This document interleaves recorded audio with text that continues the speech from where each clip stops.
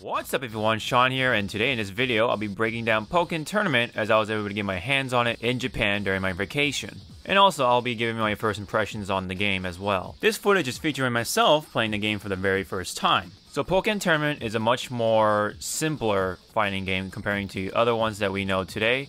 The name Pokken is a cross between Pokemon and Tekken, obviously. However, this is not a game with Pokemon in a Tekken style fighting game. Rather, it is an arena style fighting game and is very much similar to Naruto or J-Stars in fact. As many know already, it is available in the arcades in Japan, and this one's a little unique because it comes with a controller rather than a traditional arcade stick. Like many other arena style fighting games, the camera is third person view. However, when the battle goes into your favor, the camera angle changes slightly and is a little more to the side. I kind of notice whenever that happens, some Pokemon's attacks change. The controller is very basic. It consists of 4 face buttons, including A, B, X, Y, a start button, and a D-pad. It also features triggers but no shoulder buttons. When it comes to controls, if you've played J-Stars, you'll feel right at home.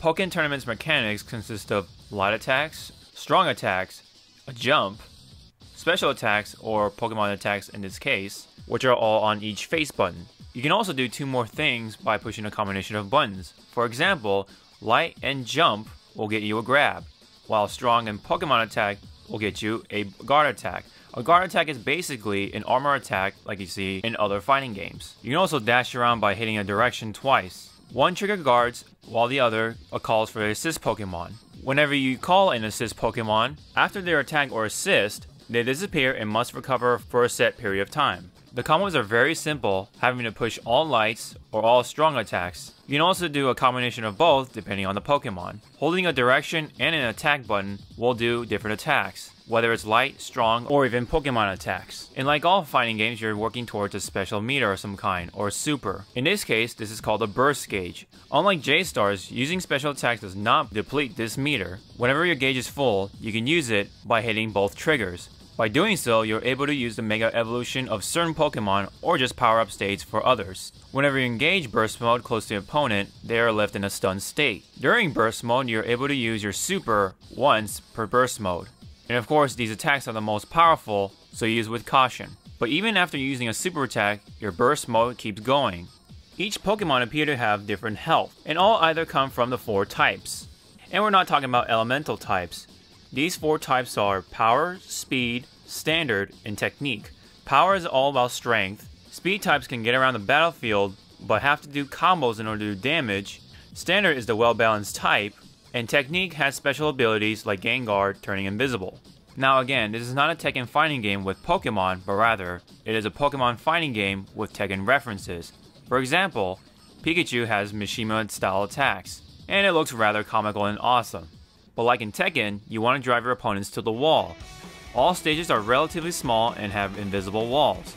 You want to drive them to the wall in order to do punishing damage. Now the big question is the game fun?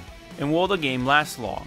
Now honestly, I think the game is really fun, but don't expect to see it at a big tournament like EVO. You'll probably see this game more likely at something like Pokemon World Championships. This is the closest we will ever get to a Pokemon exclusive fighting game, although honestly I want it to be an actual Tekken style fighting game with Pokemon characters. With that said, the game can last if it has good netcode. Having a good netcode is very important nowadays, especially in fighting games. This game will be short-lived if otherwise. But we'll just have to see about that, especially with what characters are going to put in next.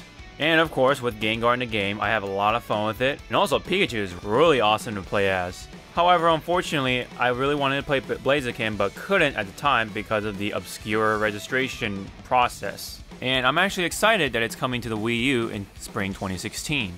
I think this is going to be a huge hit because of Pokemon fans, the game is easy to get into, and the roster is pretty solid thus far. So overall, I think it's going to be a successful game and a big seller on the Wii U. But meanwhile, as a fighting game, when it comes to competition, it's not going to be too serious, but we'll probably see this at the Pokemon World Championships. So that'll be it for this video. This has been my breakdown and impressions on Pokken Tournament. Hope you enjoyed the video. If you did, hit the thumbs up, and don't forget to share and subscribe for this channel. Thank you guys for watching. I'll see you guys next time. Sean out.